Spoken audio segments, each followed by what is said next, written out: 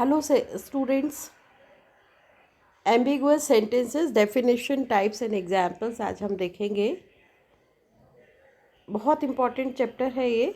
और इसमें ambiguous sentences आप सभी को पता है, जिसमें दो या दो से ज़्यादा अधिक मीनिंग अगर एक सेंटेंस के निकलते हैं तो उसको एम्बिगुअस सेंटेंस, जिसमें क्लैरिटी ना हो तो उसको एम्बिगुअस सेंटेंसेस कहते हैं। देखते हैं क्या है यहाँ पे। Has anyone pointed out to you that you are being ambiguous when having a conversation with the said person? आपको कभी कभी कोई बोलता है समझ में नहीं आया क्या बोल रहे हो, क्यों? क्योंकि किसी सेंटेंस में कभी कभी क्लैरिटी नहीं रहती या उसका दो तीन मीनिंग निकलते हैं। It means that you are using ambiguous speech conversation with the said person, जिससे आप बात कर रहे हो उसके साथ आप ambiguous conversation कर रहे हो। it means that you are using ambiguous speech that is making you inexact और unclear, जो आपको क्लियर, आपकी बात ही नहीं समझ में आ रही है अगर किसी को। verbal ambiguity is an amusing this in amusing thing indeed। अगर verbal ambiguity है तो ये अपने आप में एक बहुत ही ज़्यादा मतलब बहुत ज़्यादा एंटरटेनिंग काइंड ऑफ थिंग है। Sometimes there are people who are not even aware that they are using ambiguous speech. कभी कभी हम अनकॉन्शियसली भी ऐसे वर्ड्स या ऐसा सेंटेंस यूज़ करते हैं जिसके कारण मीनिंग्स, कई मीनिंग निकल सकते हैं, लेकिन हमें उस चीज़ का कभी कभी ध्यान नहीं रहता। Other times people use verbal ambiguity on purpose. कभी कभी हम कुछ बात जानबूझ के एम्बिगुइटी क्रिएट करने की कोशिश करते हैं ताकि जिसको जो समझना है वो समझ ले। So there are also times when people prefer being unclear to make others feel as if they are solving a mystery. तो कभी कभी हम जानबूझ के ऐसे सेंटेंसेस को यूज़ करते हैं किसी मिस्ट्री को सॉल्व करने के लिए भी। Ambiguity in writing and speech, however, can be quite useful as a tool। दोनों तरह से यूज़ होता है। एम्बिगुअस सेंटेंसेस पर्पसली भी यूज़ होते हैं और कभी कभी अननोइंगली भी यूज़ होते हैं। For instance, in speech you might want to make your listeners consider certain things for themselves. कभी कभी आप ऐसे सेंटेंसेस, एम्बिगुअस सेंटेंस बोलते हो ताकि जिसको जो समझना है वो समझ जाएगा, है ना। You might want to make your listeners consider certain things for themself, कि वो खुद अपने आप समझ जाए। So you can choose to be ambiguous. तो कभी कभी आप ऐसे एम्बिगुअस सेंटेंसेस यूज़ करते हो। और you can create a scene of resolution, climax और conflict by using ambiguity in writing. और कभी कभी आप क्लाइमेक्स लाने के लिए, रिजोल्यूशन के लिए या कन्फ्लिक्ट के लिए भी एम्बिग्विटी के सेंटेंसेस हम यूज़ करते हैं। So being ambiguous can be used to yourself own benefit if you know how to play around with it. तो कभी कभी बीइंग एम्बिगुअस होना भी अच्छा है, क्योंकि सबको अपने अपने लेवल पे, अपने अपने अंडरस्टैंडिंग से आपकी बात सबके तक रीच हो जाना चाहिए। Let's explore the definition, types and examples of ambiguity together. We'll see here. Okay.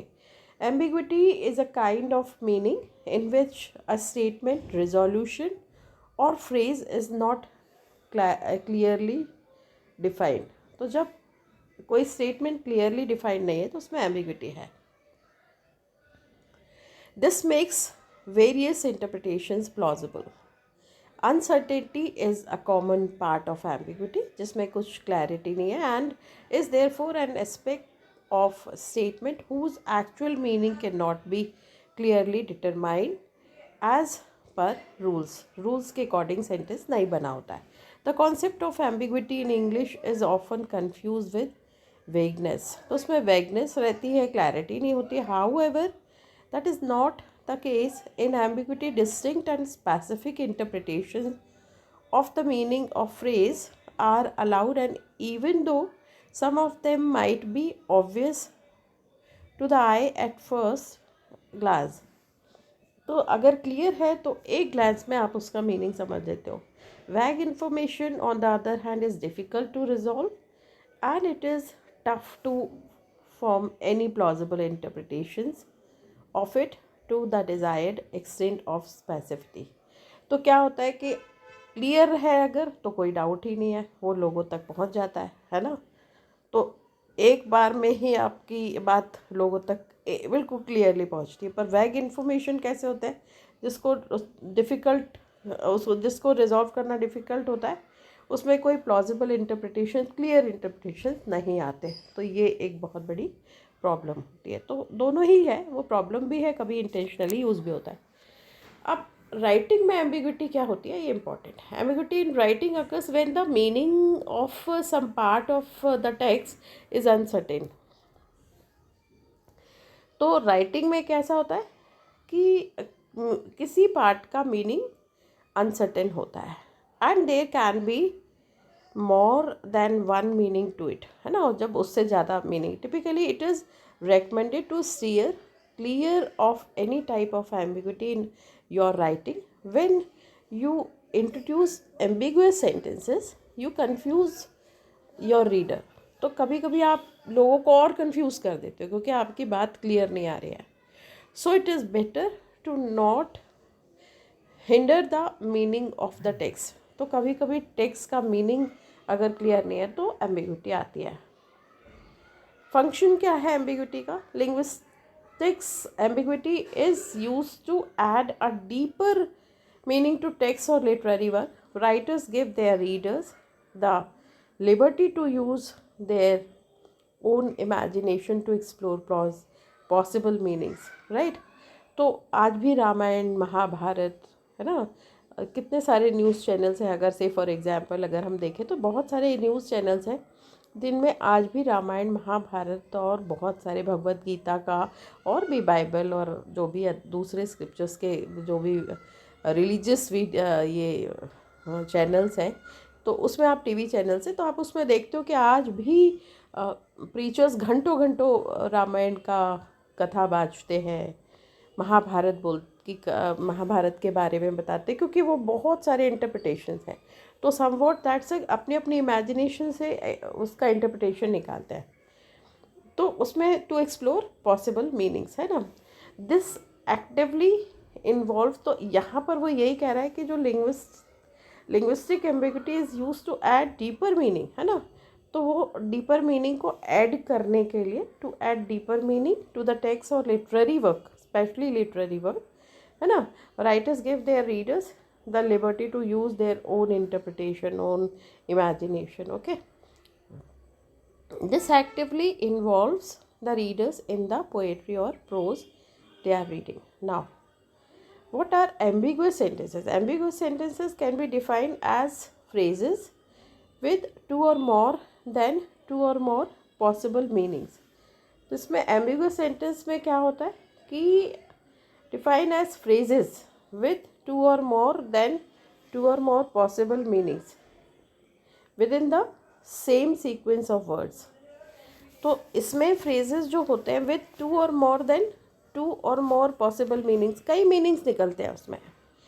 They can confuse the readers and make the meaning of the sentence inexact. तो जो exact नहीं होते कि कहना क्या चाहते हैं। For instance, Mrs. Nicole was proved guilty of keeping an endangered species in the Athens magistrates court after being charged with stealing a rattlesnake from her neighbor's property. Ambiguity cannot be determined whether Mrs. Nicole was guilty of stealing the rattlesnake in the Athens magistrate court or guilty of stealing the rattlesnake after she caught it from the resident's property. Mrs. Nichols was proved guilty of keeping an endangered species of Athens magistrate court after being charged with stealing the rattlesnake from her neighbor's property, right?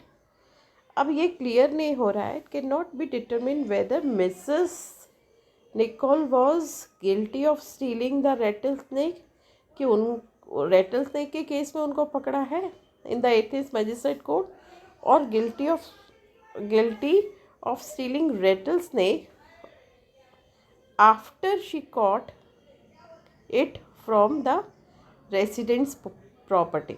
तो पहला तो कि वो guilty है क्योंकि उन्होंने ये चुराया रेटल स्नेक। दूसरा क्या है कि guilty of stealing the rattle snake after she caught it from the, तो पहला वो किसी बात के लिए गिल्टी थी और फिर उनको वहाँ पे stealing the rattle snake after she caught it from the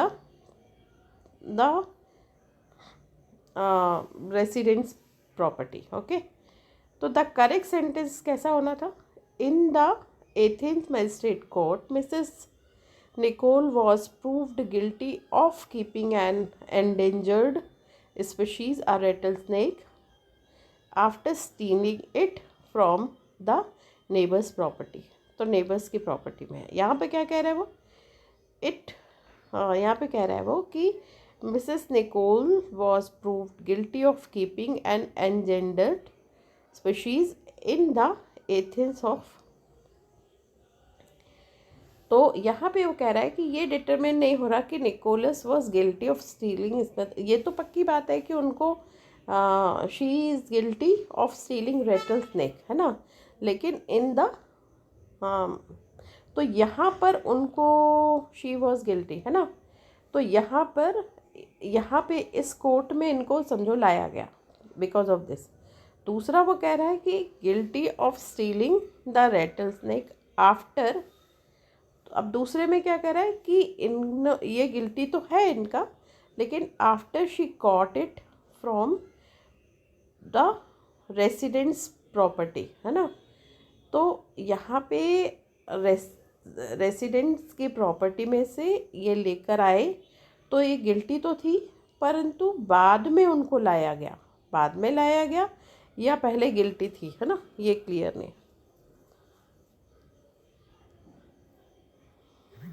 दूसरा एग्जाम्पल देखते हैं। The lecture said on Friday she would take a pop quiz.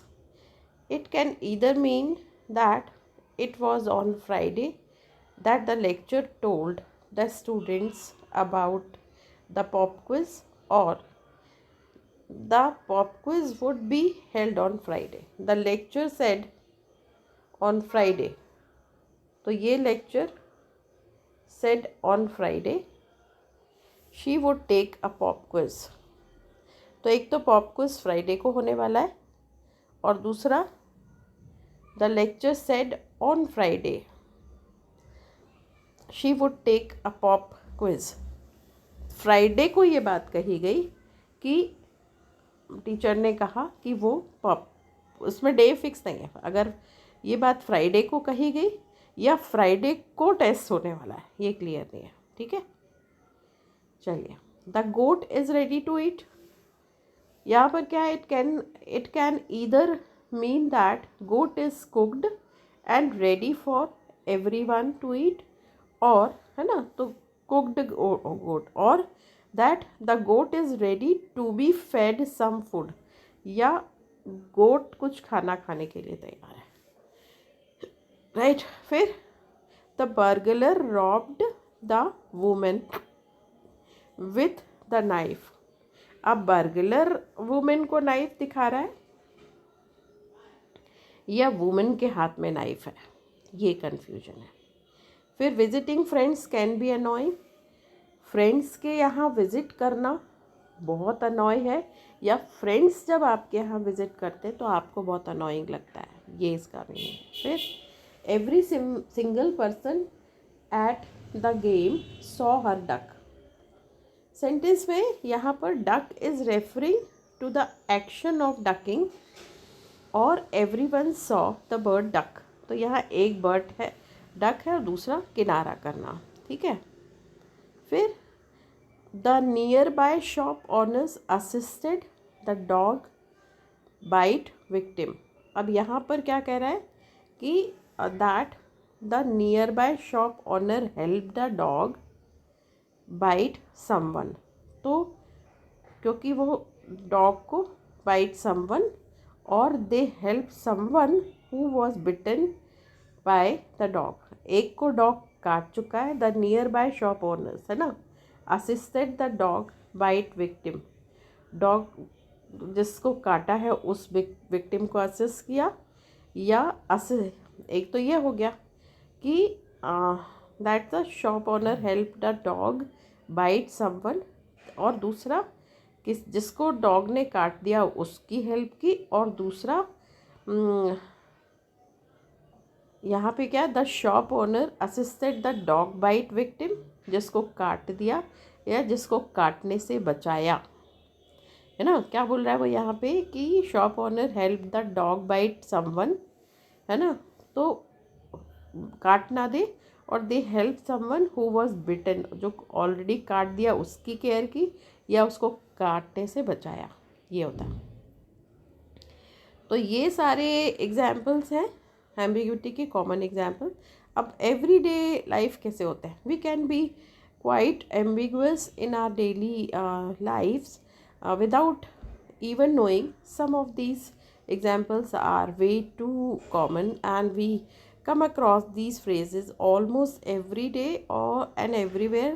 Let's take a look at that's an example. That's a Sop got the bathe ready for his son wearing a blue cap. Was Sop wearing a blue cap? Sop was ready. Sop got the bathe ready for his son, son जो कि क्या पहना है, blue cap पहना है, तो whether Sop wearing blue cap और his son is wearing blue cap, ऐसा ना। फिर well I have definitely never had fresh juice prepared this way before, so was the fresh juice bad और delicious? क्यों? I have definitely never had fresh juice prepared this way before. So, I have never had fresh juice prepared this way before. अब यहाँ पे कहते अच्छा बना या बुरा बना, I have definitely never had fresh juice prepared this way. तो अच्छा है, डिलीशियस है, और बैड है, कैसा है ना। फिर can you call me an Uber please? तो that's if the person is asking to book them an Uber or do they want to be addressed as Uber, है ना। तो ऊबर मेरे नाम से सेव कर लो। I saw a person sitting on the mountain, ये समझ में आ गया होगा मुझे लगता है आपको, कि तुम मुझे प्लीज़ मेरे लिए ऊबर बुक कर दोगे क्या, या चलो मेरा नाम मेरा नंबर ऊबर के नाम से सेव करो, तो मुझे ऊबर भी कह सकते हो ऐसा। आई saw a person sitting on the mountain with a telescope, तो एक पर्सन जो टेलीस्कोप लेके माउंटेन में बैठा है, या मैंने माउंटेन से एक पर्सन को देखा कि वो किसी टेलीस्कोप के साथ बैठा है। यहाँ पे क्या कह रहा है, it might come a surprise to you but gerunds are very common part of your daily life. Gerund is sitting on, ये दिस इज जीरंड, है ना। तो ये क्या है, daily life, and whether you realise it or not you use them every single day. तो I saw a person sitting on the mountain, तो एक पर्सन जो माउंटेन में बैठा है विद अ टेलीस्कोप, और मैंने टेलीस्कोप से एक पर्सन को देखा, है ना।